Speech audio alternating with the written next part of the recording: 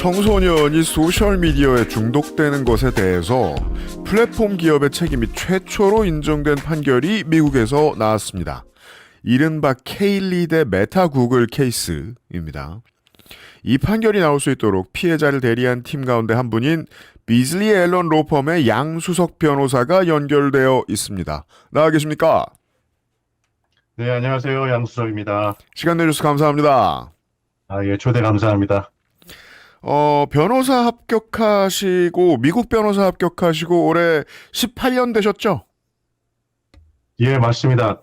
오늘이 딱 17년 되네요. 17년 되는 날입니다. 내일부터 18년째.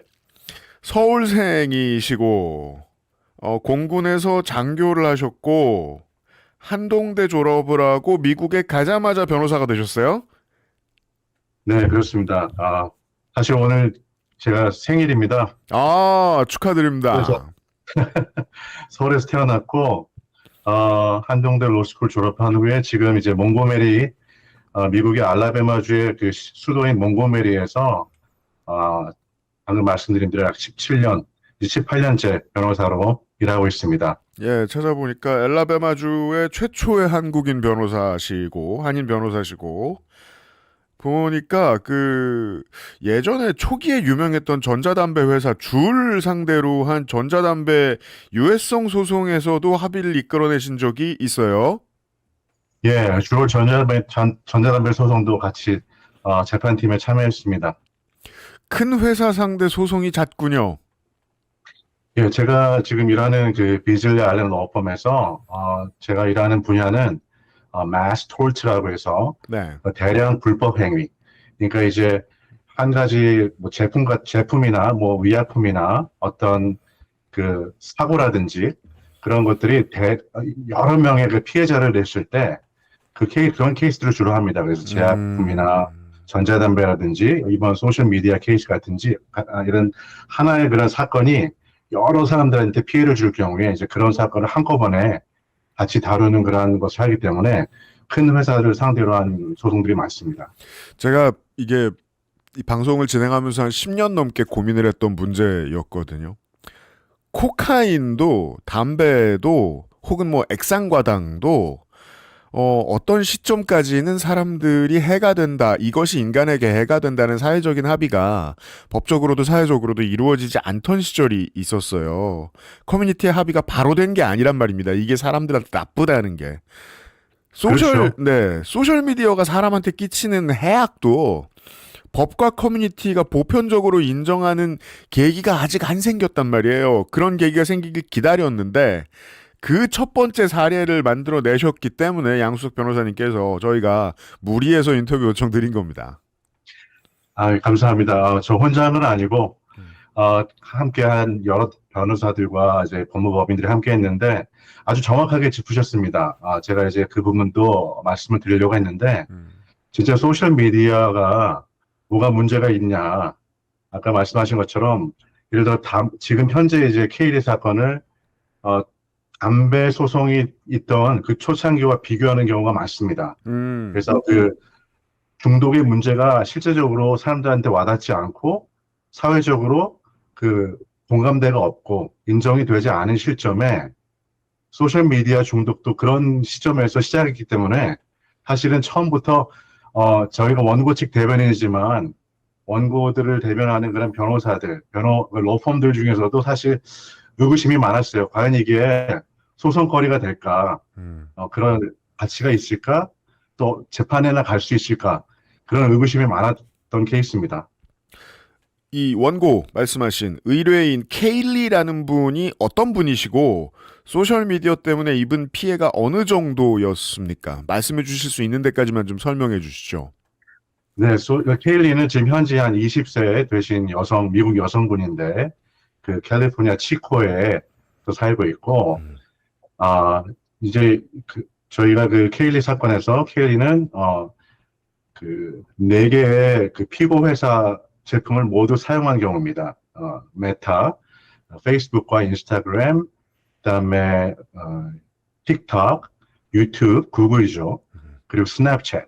스냅챗. 그래서 이제 그 유튜브를 6살 때 시작해서 9살 때 인스타그램을 시작하고, 그래서 하루에 심할 때는 16시간 동안 소셜미디어를 이용하는 그런 심한 중독이 되었고, 이로 인해서 이제 우울증, 불안장애, 섭식장애, 그 바디 디스모피아라고 하죠. 신체 이형 장애.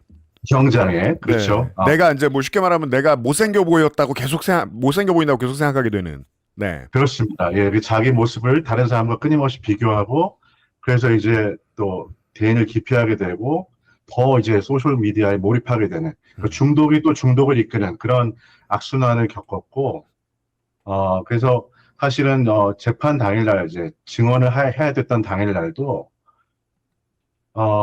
지금 이제 성인이 되었지만, 3시, 4시가 되기 전에, 새벽 4시가 되기 전에 일어나서, 한 4시간을 준비해서야 이제 재판장에 증언대에 설 수 있을 정도로. 준비라 하시면 이제 쉽게 말해 이제 꾸밈. 자기 모습을 고치고, 화장하고 옷 고르고, 그걸 새벽 4시부터 했다. 재판 나오는데.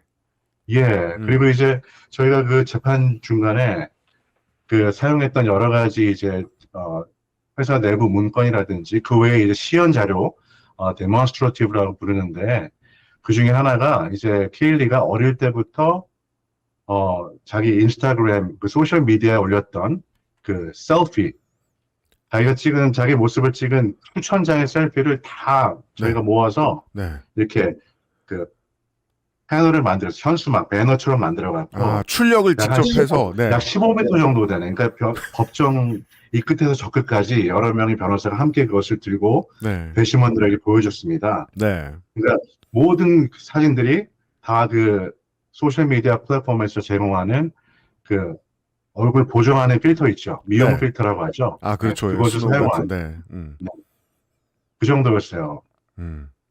아니 뭐 셀피 저 한국 영어로 하면 이제 셀카 찍은 거 작게 출력하셨을 텐데 펼쳐놓으니 15m였다는 건 이제 배심원들 3, 4천 장 됐었을 겁니다. 예, 그 3, 4천 장. 예. 야, 배심원들한테 이제 보여주시기 위한 걸로 준비를 하셨을 텐데, 그거 좀 글자 작은 성경책이면 다 찢어서 펼쳐도 15m 될까 말까 할 것 같거든요? 효과가 있었겠네. 그 중에 그 배심원들 중에, 그 소셜미디어 자체를 아예 한 번도 경험해보지 못한 분도 한 분 계셨거든요. 그래서 이제 그러한 시연 자료가 사실상 여러 가지로 또 중요했습니다. 뭐 많이 알려져 있는 겁니다만 소셜미디어 기업들은 보통 빅테크라 불리고 뭐 주식시장에서는 매그니피센트라고 불리고 대마 불사의 큰 존재들이란 말입니다. 미국에서는. 그렇죠. 이런 소송에서 진 일이 없어요. 보니까. 그리고 저희가 지금 일이 없고 사실상 소송까지 가는 것도 어려웠습니다. 보니까 법이 미국은 컨텐츠를 사용자가 만들어 놓으면 플랫폼 기업이 법적 책임이 없다는 법도 있더라고요. 이걸 어떻게 뛰어넘으신 거예요?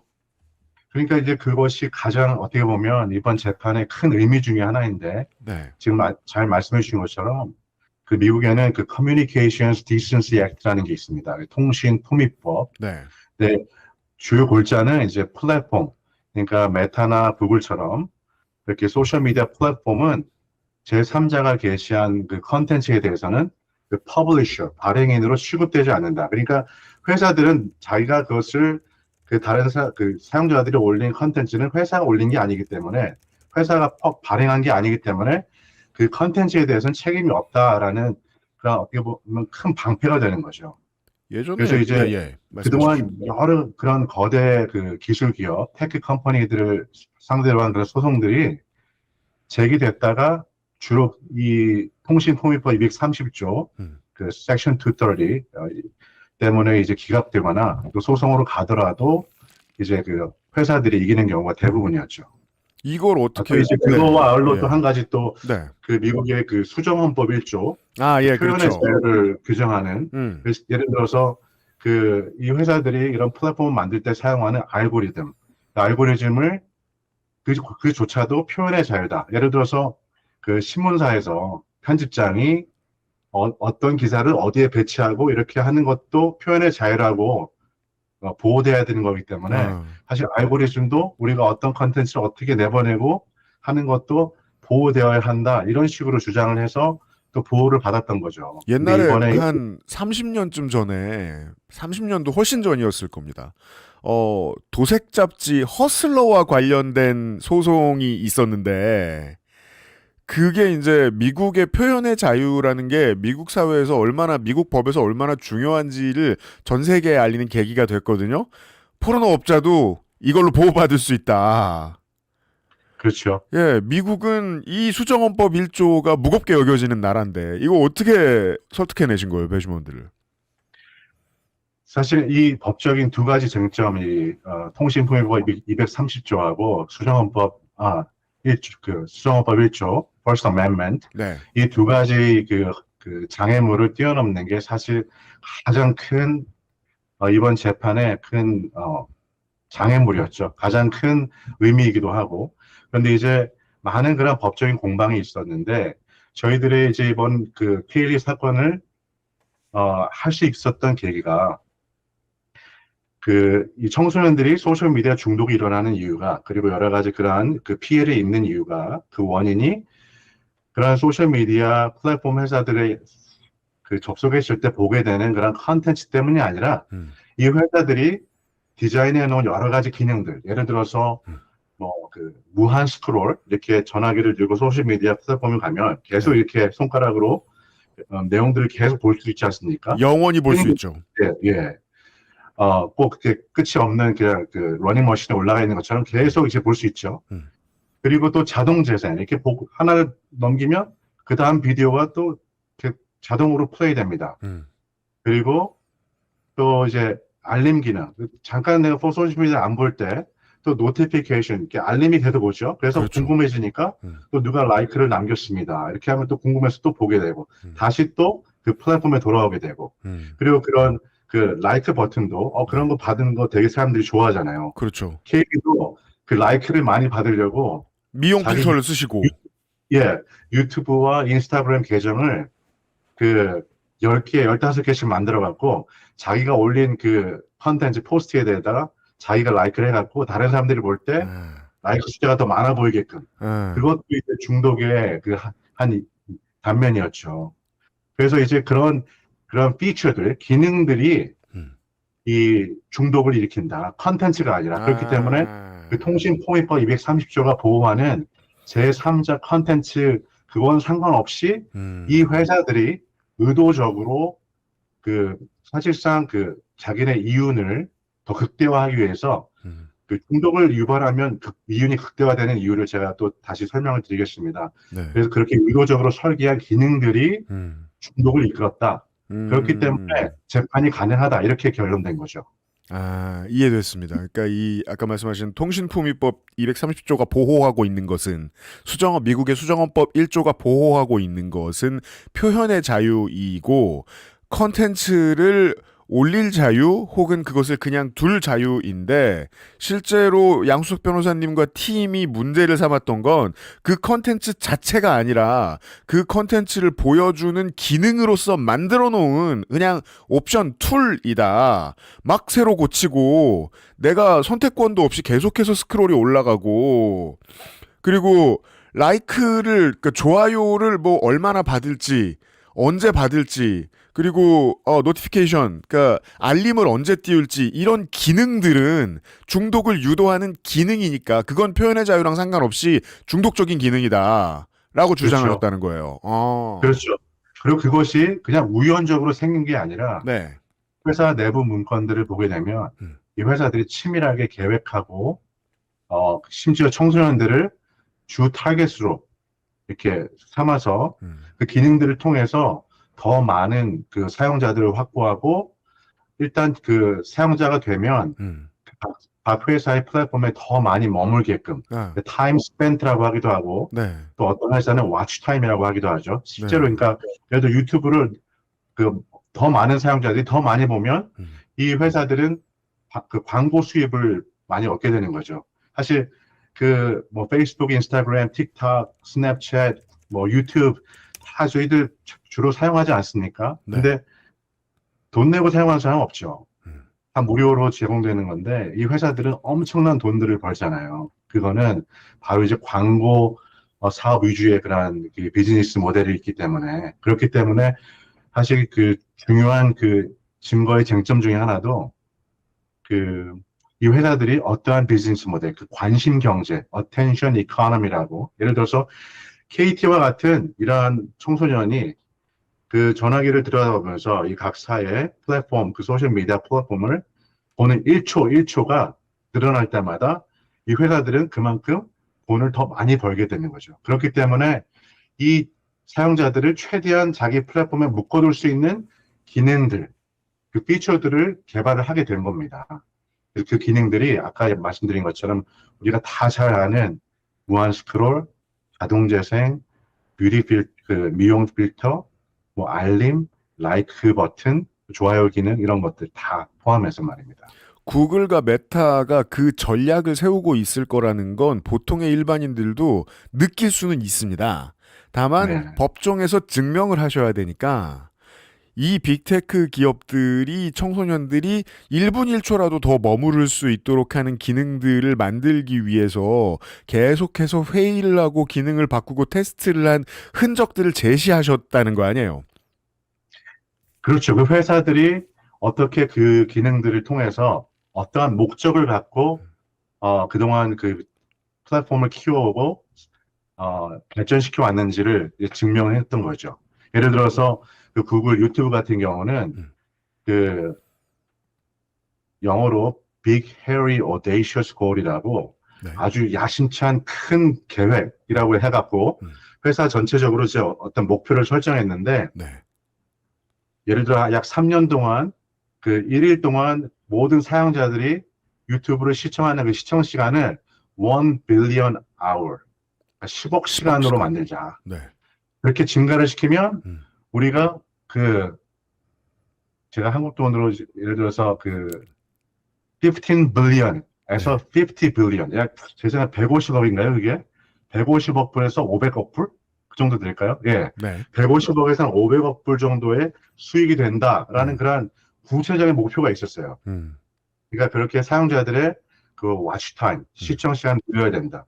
메타 그 페이스북하고 인스타그램 그 저커버그 그 CEO가 있죠. 네. 그 저커버그의 그 문건에서도 비슷한 내용. 예를 들어서 향후 3개년 동안 그 사용자 이용 시간을 뭐 몇 퍼센트까지 올리자. 그러니까 이것이 직접적으로 회사의 수익과 연관되어 있기 때문에 네. 회사들이 그런 목표를 설정하고 그렇게 실행에 옮긴 거죠. 시간 뭐 마치 뭐 우리나라식으로 뭐 해설을 하자면 옛날식으로만 생각해도 모르실 분들 위해 설명해야 되니까 이해가 쉬운 게 우유를 배달하는 사업소든 뭐 신문을 배달하는 사업소든 아니면은 뭐 보험 판매하는 사업소든 실적표 그려놓지 않습니까? 네. 그런 곳들은 그냥 매출이 목표고 매출이 선이잖아요. 그렇죠. 네. 그걸 이제 구글과 메타에서는 그게 뭐 몇억 시간, 뭐 몇백만 시간, 몇억 시간 이렇게 설정을 해놨는데 그 목표에 도달하도록 하려면 청소년의 혹은 많은 대중의 정신건강을 희생시켜야 한다까지 연결됐어야 되는 거잖아요. 네. 그래서 그게 왜 우연이 아닌지 저희가 배심원들에게 설명을 해야 했습니다. 왜냐하면 배심원들도 저희 일반인들과 똑같은 마음가짐을 갖고 있잖아요. 처음에 저희들이 심지어는 원고 측 변호사들도 이 소셜미디어 중독 자체가 사실상 지금 확실하게 정립된 어떤 의료적인 컨셉이나 그런 단어, 그 사전에 있는 단어가 아니고 실제적으로 이제 그 의사들이 이제는 이것을 소셜미디어 중독이라는 표현을 그 의료 기록들에도 표현하기 시작했고 하지만 사실상 정식적으로 채택된 어떤 그 진단 코드가 있는 그런 용어가 아직 아니거든요. 사실 이 부분도 그 재판 중에 그 피고 측 회사들에서 많이 그 사용했던 그런 쟁점 중에 하나입니다. 소셜미디어 중독이라는 건 사실상 존재하지 않는다. 내가 콜라를 좋아하면 콜라 중독이라고 하듯이 중독은 그냥 그 문제적인 이용, problematic use를 얘기하는 거지. 내가 소셜미디어 중독됐어. 이거는 어떤 뭐 알코올 중독이나 이런 걸 얘기하는 마약 중독 이런 게 아니라 그냥 내가 너무 좋아서 많이 쓰는 거야. 이런 정도로 그런 식으로 그게 그걸 의미하는 거다 이런 식으로 주장을 많이 했거든요. 그 논리를 어떻게 상대하셨어요? 그러니까 이제 가장 이제 예를 들어서 그 메타의 저희가 메타를 상대로 한 그 케이스를 준비할 때 가장 중요한 증거 문건 중에 하나가 저희가 이제 피드백 루프라는 그 한 장짜리 음. 증거 문건이 하나 있었습니다. 네. 그게 뭐냐면 그 메타 내부에서 준비한 건데요. 정신적으로 취약한 예를 들어서 그 mental health 정신 건강에 취약한 사람들이 소셜 미디어에 노출될 경우에 더 악순환이 일어난다는 거예요. 그리고 그 취약성을 가진 사람들을 분류하기를 예를 들어서 당신이 청소년이거나 여성이거나 또 그렇게 정신적인 취약성을 가지는 멘탈 헬스 정신 건강 문제를 가진 사람이거나 또 사회적이나 경제적으로서 상황이 좋지 않은 그런 여건에 있는 그런 취약성을 가진 사람의 경우에 그 소셜 미디어에 노출될 경우에 예를 들어서 사회 비교, 자기를 자신을 비교한다거나 그렇죠. 그다음 그 부정적인 그런 사용으로 가게 된다거나 passive usage, 그러니까 수동적으로 계속 보게 되는 것. 그리고 수면 방해를 받고 더 심각한 정신 장애, mental health 그런 problem, 그런 문제로 이렇게 이끌어진다. 그건 다시 피드백이니까 다시 순환골이잖아요. 다시 그런 취약성을 증가시키고 다시 소셜 미디어로 돌아오게 하고 더 심한 소셜 미디어 중독으로 이끈다는 그 자료가 메타가 작성한 자료가 있었습니다. 그러니까 네. 그 배심원들이 그것을 이제 저희들이 보여줄 때 네. 알게 됐죠. 케일리와 같은 여성, 청소년, 그 다음에 그런 정신적인 그 어려운 환경, 예를 들어서 케일리가 자라온 환경이 녹록지 않은 환경들이 많았습니다. 예를 들어서 그 부모님이 케일리가 3살 때인가요? 이혼을 하시고 또 가정 폭력도 있었고 언니가 또 거식증을 앓고 있었고 또 이제 그런 이제 가정적인 그런 환경이 아주 좀 열악한 환경이었습니다. 그래서 피고 회사들은 그거를 케일리가 갖고 있는 우울이나 불안, 그다음 섭식장애, 신체 이형장애 이런 그런 문제가 자기네 소셜 미디어 그 중독에 의한 것이 아니라 원고 측 집안 사정이다. 원래부터 갖고 있던 그런 가정 환경이나 그냥 예를 들어서 학교에서 케일리가 친구들한테 따돌림을 받았든지 그런 소셜 미디어 플랫폼하고 상관없는 다른 외부적 요인들 때문에 그렇다고 주장을 많이 했거든요. 그런데 그 자료는 내부 문건은 그걸 정면으로 뒤집는 거죠. 그렇죠. 그러니까 오히려 이 회사들은 이렇게 취약한 사람들은 소셜미디어에 금방 노출되고 그 중독이 금방 심해진다. 그렇게 되면 사실상 그 중독이 의미하는 거는 더 많은 사용 시간을 의미하는 거고 그건 더 많은 돈을 이 회사들한테 벌어준다는 얘기가 되잖아요. 네. 그것이 사실은 이번 케일리 재판에서 가장 승리의 결정적인 요인일 수도 있었다고 생각하는 부분입니다. 상대방 피고 회사들은 소셜미디어 회사들 때문에 아니라 너의 기본적으로 취약한 환경 때문에 그래 이렇게 주장을 하다가 오히려 저희는 케일리가 취약한 거 맞아. 그렇지만 너희가 그 취약한 아이들을 도와줄 수도 있었고 그 다른 방법을 쓸 수 있었는데 오히려 prey upon 그 아이들을 그 취약한 그룹을 더 착취하고 이용했다. 너희들의 이유를 위해서. 그렇게 케이스를 완전히 뒤집은 거죠. 그리고 그거를 배심원들이 그렇게 믿어준 겁니다. 그게 말씀대로 중요한 변곡점이었을 것 같다고 느껴지는 것이 이 피드백 룹이라고 하는 게 우리말로도 번역하기가 상당히 어렵습니다. 왜냐하면 되먹임의 순환이라고 말하면 너무 어려운 말이니까. 다만 모든 언어와 상관없이 전 세계의 시민들이 다 이해하는 것들 중에 하나예요. 아까 말씀하신 청소년 어떤 그 외모 때문에 자기 자신을 깎아내리려는 마음의 불안함을 가지고 있는 여성 이런 분들은 다 늘어놓고 다 통칭하면 저희 방송에서는 보통 외롭다라고 하거든요. 근데 외로운 사람들이 소셜미디어를 즐겨 쓴다는 것도 사람들은 모두 알고 그 외로운 사람들이 소셜미디어를 즐겨 쓰다 보면 소셜미디어를 더더욱 즐겨 쓰는 결과밖에 없다는 것도 모두가 다 알고 있어요. 그렇죠. 그걸 메타가 모를 리 없고 메타는 그걸 알아낸 게 아니라 아예 조장했다. 그렇다면 약자가 주된 고객이고 약자를 더 약하게 만드는 것이 그들의 산업이라는 걸 증명하는 방식으로 접근하셨다는 얘기인 거죠. 정확하게 요약하셨습니다. 네.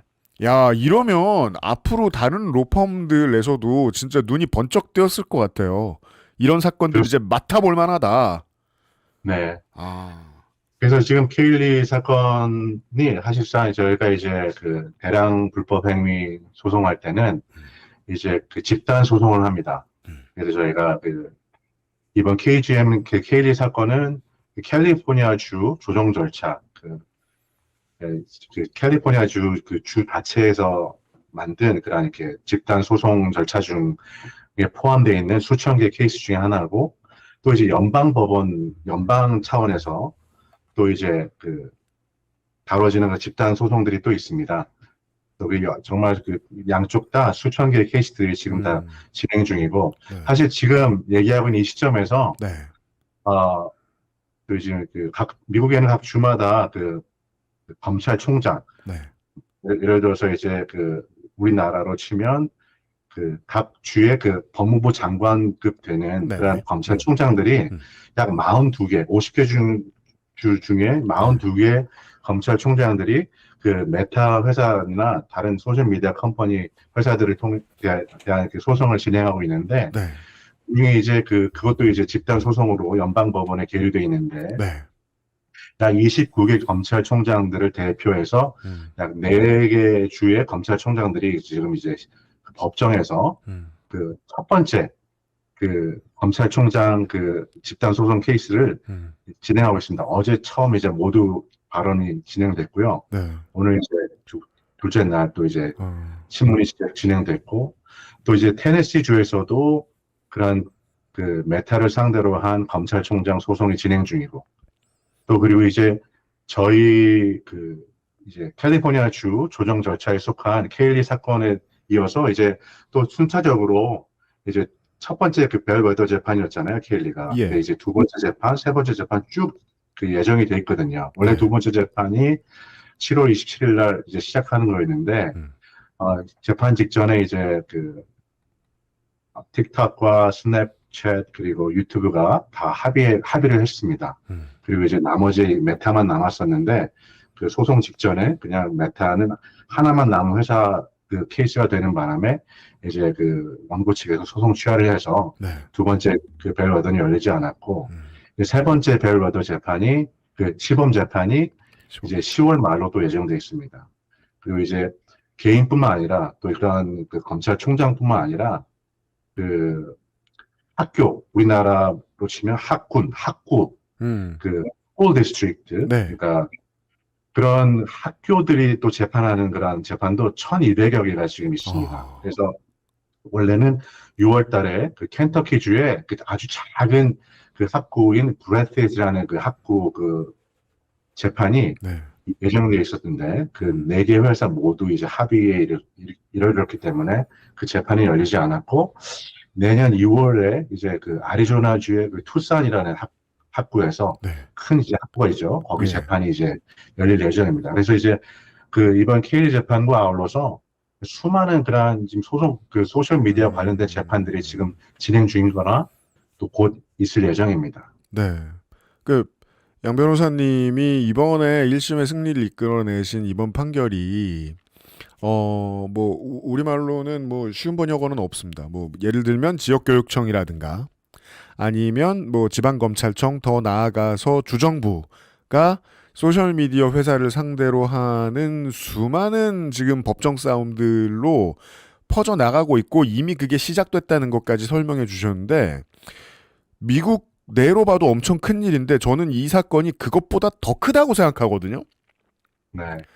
왜냐하면 소셜미디어는 전 세계 청소년, 전 세계 시민들이 다 쓰고 있고 이게 해가 있다는 걸 느끼기 시작한 정치권은 뭐 미국 말고 다른 나라에도 정말 많은데 이걸 가장 먼저 시작한 청소년 그 리스트릭션을 시작한 호주는 지금 부작용을 겪고 있어요. 왜냐하면 청소년들이 그냥 어머니 아버지 아이디로 들어간다거나 거기에는 주민등록번호도 없으니까 그냥 성인인 것처럼 뭐 가입을 해서 그냥 쓴다거나 법이 유명무실해지고 있어요. 다시 말해서 이건 소셜 플랫폼 회사를 법적으로 제재하지 않으면 청소년들을 보호하도록 책임을 그 회사들이 지도록 하지 않으면 백약이 무효하다는 거고 이 소셜미디어의 해독을 위해서 법을 준비하는 EU나 한국 같은 나라들이 미국과 통상마찰을 겪는 문제도 결국 여기에 연결돼 있거든요. 외교와 그렇죠. 세계 경제까지 다 흔드는 사건이에요, 이건. 맞습니다. 지금 그 케일리 사건과 아울러서 사실은 그 전부터 사실은 이런 움직임들이 있었지 않습니까? 말씀하신 호주도 16세 미만 그 소셜미디어 사용을 아예 금지했고, 또 브라질도 그런 아까 말씀드린 그런 중독을 유발시키는 기능들을 청소년들을 상대로는 그 사용할 수 없도록 그런 제한하는 식의 그런 좀 다른 방향이긴 한데 각국에서 뭐 유럽연합이라든지 또 케일리 사건 이후에 영국에서는 또 이제 직접적으로 그 케일리 사건 그 결과를 받고 그 영국에서는 또 이제 비슷하게 그 그렇죠. 16세 미만 네. 소셜미디어 사용 금지라든지 이런 법안을 지금 추진 중입니다. 어, 제가 개인적으로 또 그 관련돼서는 의회 쪽에 자료를 준비하는 그런 일도 같이 도왔었는데 지금 이제 이 케일리 사건을 계기로 또 이것 뭐 전후로 해서 일어나는 여러 나라의 반응들이 지금 말씀하신 것처럼 그냥 한 가지의 제재, 한 부분을 이렇게 규제를 하는 것만으로는 절대 해결이 안 됩니다. 왜냐하면 아까 말씀하신 것처럼 연령을 제한하면 부모 계정을 쓰거나 또 사실상 지금 이번 재판에서도 문제 중에 하나는 아까 잠깐 말씀드린 것처럼 케일리 자신도 그 뭐 인스타그램과 유튜브 계정이 막 열 몇 개씩 있었잖아요. 그게 13세 미만이 그 계정을 만들 수 없게끔 돼 있는데 이 회사들이 그 처음에 연령 확인 절차를 너무 쉽게 해놓은 거예요. 그냥 자기가 그 생년월일이 뭐냐 이렇게 입력만 하면 그게 자기 생년월일이 아니고 자기가 6살짜리 아이인데 32세라고 해도 그냥 아무 문제 없이 계정을 만들 수 있게끔. 근데 예를 들어 생각해 보세요. 그렇게 해서 수많은 계정을 만들었잖아요. 그러면 이 회사들에서 이렇게 얘기합니다.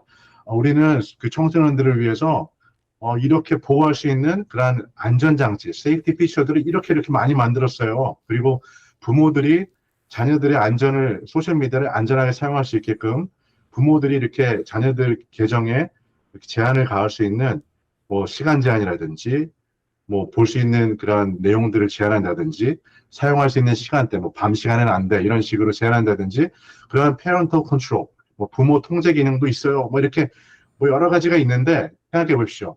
내가 8살인데 성인 생년월일을 넣어서 성인 계정을 받았어요. 그러면 그러한 청소년 보호 기능들은 작동을 안 합니다. 왜냐하면 성인 계정이기 때문에.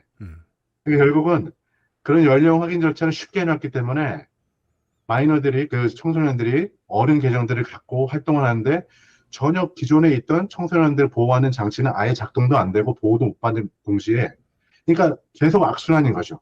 그러니까 연령 확인 절차를 강화하는 동시에 그런 중독을 유발하는 기능들에 대한 제재도 있어야 될 뿐만 아니라 소셜미디어를 사용할 때 예를 들어서 담배에도 이제 니코틴에 대한 그 경고가 들어가지 않습니까? 그렇죠. 그 주얼 전자담배 소송도 그런 부분, 이번 이제 사실 그 K 사건도 negligence, 과실과 그 failure to warn, 경고 위반 의무, 경고 의무 위반, 그 두 가지가 큰 법적인 두 필러였는데, 네. 두 가지였는데, 네, 그것이 같이 가야지만 의미가 있는 겁니다. 그래서 그 워닝도, 경고도 반드시 해야 되고, 클리어하게 해서 사람들이 소셜미디어를 사용할 때 부모들이나 그 어른들도 또 자녀들이 닥칠 수 있는 그런 어려움들이 뭔가, 이런 걸 미리 알 수 있게끔. 이런 여러 가지가 동시에 진행이 돼야 의미 있는 그런 규제가 있지 않을까, 그렇게 생각됩니다.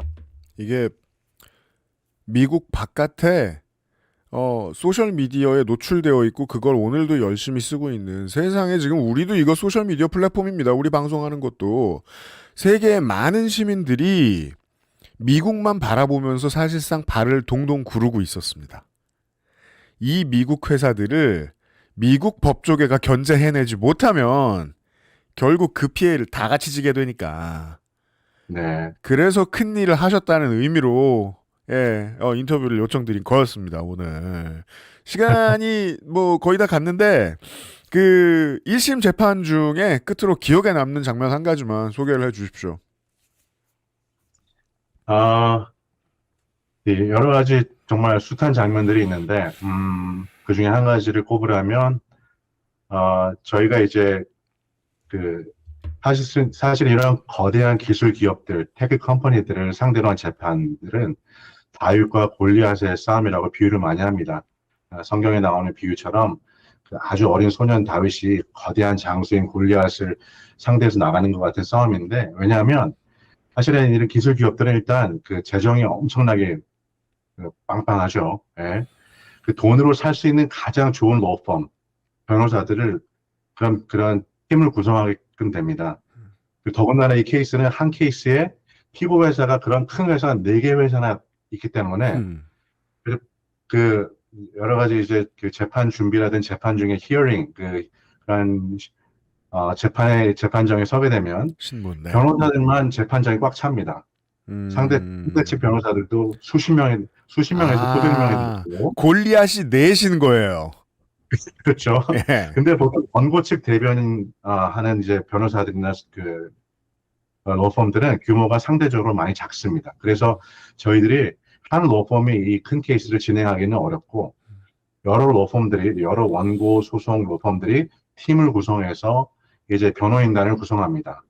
그래갖고 이제 대표 변호사들이 몇 명 있고 또 그 아래 이제 plaintiff steering committee라고 원고 조정 위원회 같은 그런 리더십 그룹을 만들어 갖고 이번에도 한 12개 정도 로펌들이 같이 재판팀을 구성했거든요. 그래서 저희가 한 20, 30명 변호사가 그 LA 그 법원 근처에서 함께 머물면서 약 석 달간을 함께 이제 합숙하면서 낮에는 재판하고 밤에는 또 그 다음날 재판 준비하고 이런 식으로 하고 물론 그 재판 기간 중이었고 거기까지 오기까지 지난 4년간 또 그 20, 30명 변호사뿐 아니라 더 수많은 변호사들이 지금도 함께 같이 일하고 있습니다. 이 재판 준비를 해온 겁니다.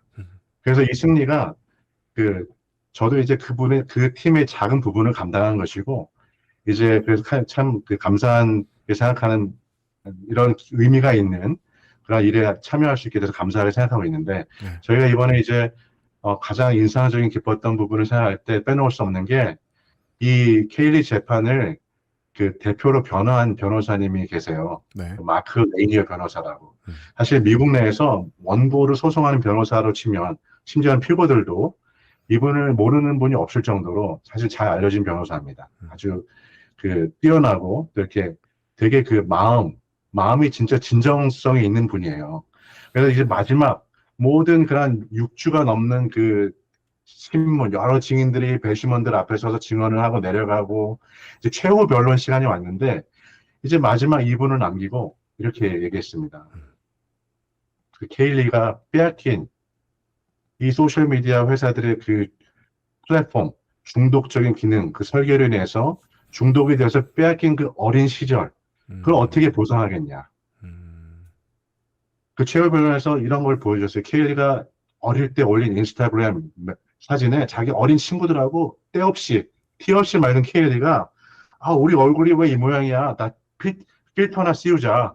미용 필터나 우리 덮어버리자. 이렇게 얘기하는 걸 올렸거든요. 순수한 아이들, 아름다운 아이들이. 그리고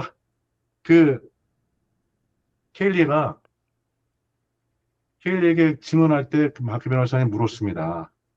케일리, 당신은 정말 아름다운 여성입니다. Marvelous woman. 그걸 인정할 수 있습니까? 케일리가 증언대에서 머뭇거리면서 인정 못합니다. 라고 얘기했어요. 근데 정말 케일리, 당신은 정말로 아름답고 훌륭한 여성입니다. 그렇게 인정할 수 없다고 하지만 그렇게 될 수 있도록 노력하겠습니다. 하겠습니까? 하겠습니다.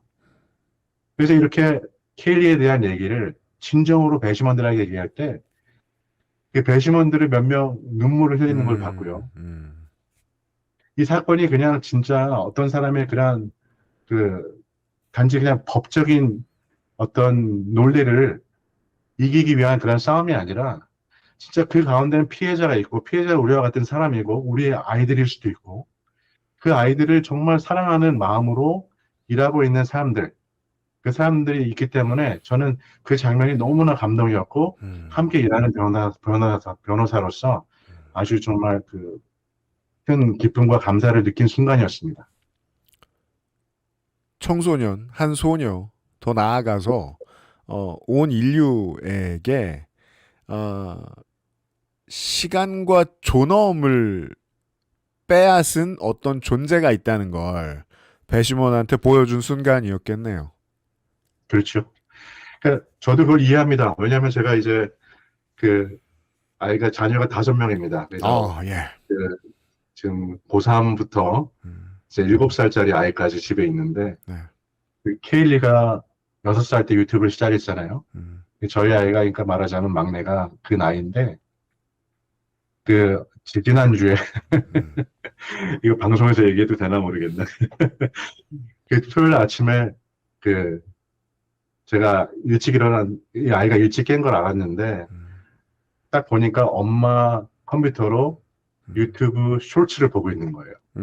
아이가. 제가 그래서 아이를 앉혀놓고 얘기를 했습니다. 왜 이게 너에게 안 좋은지. 그냥 재밌지만 이번 K리 재판에서 저희 원고 측 변호인단이 ABC로 나눠서 주장했거든요. Addicting Brains of Children. 아이들의 두뇌를 중독시키는 소셜미디어. 그러니까 이 아이들은 두뇌가 자라고 있기 때문에 그러한 소셜미디어에 과다하게 노출될 경우에 어른들이 노출되는 거하고는 전혀 다른 결과를 나타내거든요. 그런 얘기를 설명할 것도 있었고 제가 재판 중간에 저희 큰아들이 갑자기 저는 이제 그 원래 틱탁 관련된 부분을 소송을 준비하던 차에 틱탁이 그야말로 소송 전날 밤에 합의를 했거든요. 그래서 저는 제 역할이 갑자기 이제 유튜브 증인 신문 준비로 바뀌었습니다. 그래서 이제 재판 기간 동안 저는 이제 유튜브 부사장, 기술 부사장, 그 크리스토스 구두를 포함해서 유튜브 관련 준비를 많이 도왔는데, 그 유튜브 재판 준비하는 중에 갑자기 전화기가 띠리릭 울리면서 알림이 나옵니다. 당신의 자녀 누구누구가 유튜브 시청 시간을 더 요청했습니다. 제가 그 설정된 그 시청 시간 제한이 넘은 거예요. 그러니까 이게 진짜 매일매일 아이들이 그 소셜미디어를 포함해서 그런 요즘에 너무나 익숙해져 버린 그 스크린, 그런 그 화면에 우리 컴퓨터나 여러 가지 그런 디바이스, 그런 스크린 타임이 너무 많잖아요. 그거를 사실은 정당화될 때도 있었습니다. 코비드 때는 저희가 뭐 나갈 수도 없었고 학교도 못 가고 컴퓨터로 수업을 해야 될 시절도 있었고 그렇지만 그것이 정말 각 가정에서 저도 제 가정을 보니까 부모들이 쉽지 않다. 부모들이 이 아이들의 이거 하나하나 이거 통제하는 것도 쉽지 않을 뿐만 아니라 이 아이들이 정말 중독이 되는 건 정말 너무 순간적인데 제 막내 아들도 그 유튜브 쇼츠를 이렇게 금방 보잖아요. 어느 순간. 중독이 되는 건 정말 순간인데 여기에 대한 그래서 이 싸움이 정말 지속되고 있구나. 법정에서도 싸움이 있지만 각 가정에서 이 싸움은 계속되는구나. 그래서 더 이번 케일리 재판이 앞으로 또 이어지는 여러 재판이 소셜미디어 중독 관련된 것이 참 중요하겠다. 우리 현재 아이들을 위해서도 모든 청소년들을 위해서도 또 이제 다가오는 다음 세대를 위해서도 그렇게 생각이 됩니다. 네. 뭐 항소를 했으니까 이심도 하실 것이고 상징성이 워낙 있는 재판이다 보니까 진행되는 상황을 봐서 또 말씀을 들을 필요가 있으면은 저희가 한 번쯤 더 귀찮게 해드려도 될까요? 전혀 귀찮지 않습니다. 자, 전혀 귀찮지 않고 네. 언제든지 필요하시면 알려주시고 고맙습니다. 이렇게 오늘 초대해 주셔서 감사합니다. 네, 중부 시간 거의 늦은 밤인데 시간 내주셔서 감사합니다. 비즐리 앨런 로펌의 양수석 변호사였습니다. 고맙습니다. 네, 감사합니다.